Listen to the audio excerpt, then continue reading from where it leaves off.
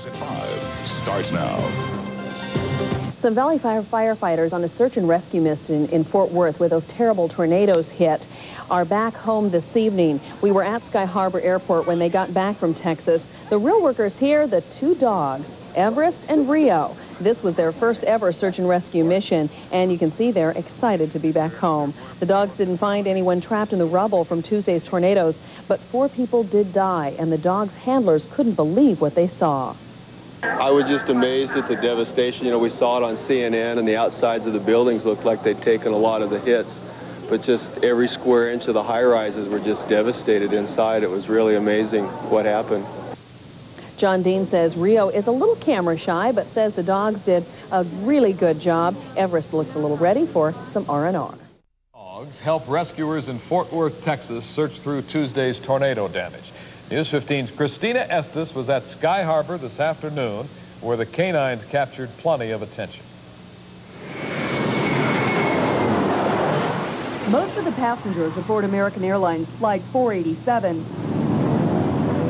usually with a vibration, they just fall asleep. didn't even notice the dogs until they landed. Isn't that adorable? Then cameras started clicking, home video rolling, and babies petting. This is a good doggy. Her name is Everest, after the mountain. She's so pretty, and so is that mountain.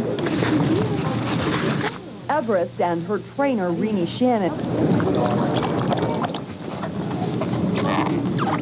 teamed up with Rio. And he's a 3-year-old lab. And his trainer, John Dean, in Fort Worth. So it was just, everything inside was like a bomb had gone off. Everest and Rio searched for survivors inside a 9-story office building and a chocolate factory. And so it was really unsafe to send the workers in to do the search there. So that's where the dogs, being lighter and more agile, could go in and... They found no survivors in Fort Worth, but this home video shows them sniffing for staged survivors while training here in the valley.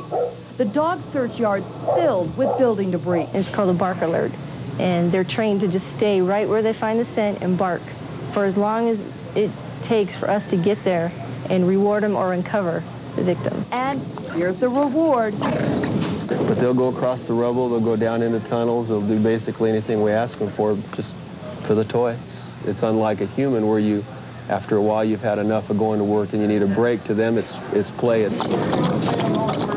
The play continues tomorrow with another training session. With photographer Danny Hubler, Christina Estes, News 15. They may be the only ones who can find They have those noses. We're talking about rescue dogs, and they train right here in the valley. At least some of them do. Well, we buried Julie Staley Rodriguez and put these dogs to the test. Coming up next. 2 of the Arizona connections to the catastrophe in Texas return home. 2 dogs who searched some of the damaged buildings there looking for any victims. Well, tonight we really put them to the test. Julie Staley Rodriguez is live with the story. Julie, you really got buried in your work tonight, didn't you? Oh, that's right, Troy. You know, when disasters like tornadoes occur, a team called Arizona Search Dogs goes to help look for victims in the rubble. And this is one of the places that they practice. It is a demolition and recycling company. Now, the team hid me inside of a small hole in that huge pile tonight and let one of their dogs look for me. You ready to go to work? Are you ready? Rio, the chocolate lab, just returned from Texas, where he helped search the rubble of 2 buildings looking for possible victims from this week's tornadoes. 2 of our dogs got mobilized yesterday at 3 in the morning. The dogs came back today. Mission accomplished. They found no victims. But if there had been people trapped alive, they would have been lifesavers. Tonight, members of Arizona Search Dogs, the volunteers who train and keep these animals, gave us a very realistic demonstration of how they do it. All right, so go in feet first. They actually hid me under giant pieces of cement inside of a hole in this huge pile of rubble. Wave, Julie. We're just going to cap it, okay? You're all right. Nothing's going to fall on you. They covered the hole with more cement. Meanwhile, Rio, the dog, was about a block away. They let him loose on the other side of the rubble pile, and he went looking, not necessarily for me, but for anyone alive under the cement. Somehow they can differentiate between someone that's deceased and someone that's living. He found me in 1 minute. I rewarded him with a toy. Good job. The trainers say when dogs find someone who is really trapped, they still get a reward.